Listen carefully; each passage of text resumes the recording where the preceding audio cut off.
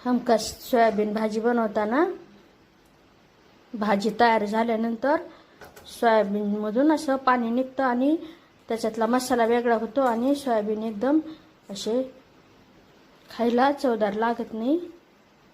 तर ही पद्धत थोडी वेगळी आहे पण एकदम परफेक्ट पद्धत आहे, बिना झंझट एकदम सोपी पद्धत।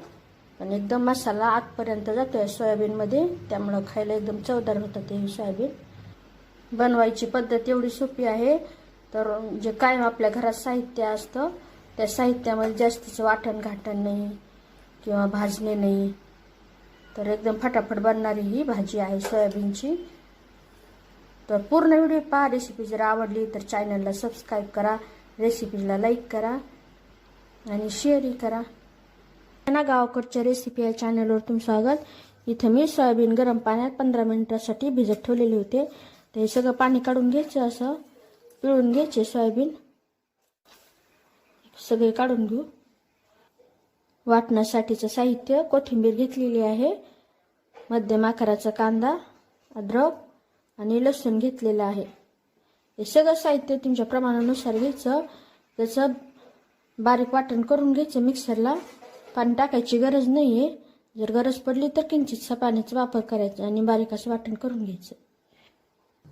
तेल टाकायचं, तेलामध्ये हे वाटण बनवलेलं यामध्ये लगेच सोयाबीन टाकायचं। गॅसच्याच कमी ठेवलेली आहे। हळद, घरगुती मसाला, काळ तिखट ते व्यवस्थित असं परतत राहायचं। गॅसच्याच वाढवायचे आता चांगले 5-6 मिनिटं तरी परतत राहायचं व्यवस्थित असं। जे वाटण कच्चंच आहे त्याचा कच्चेपणा जाईपर्यंत आणि छान असा सुगंध येईपर्यंत परतत राहायचं। आता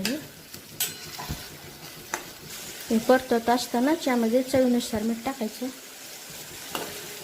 अशी तसं परतत राहायचं।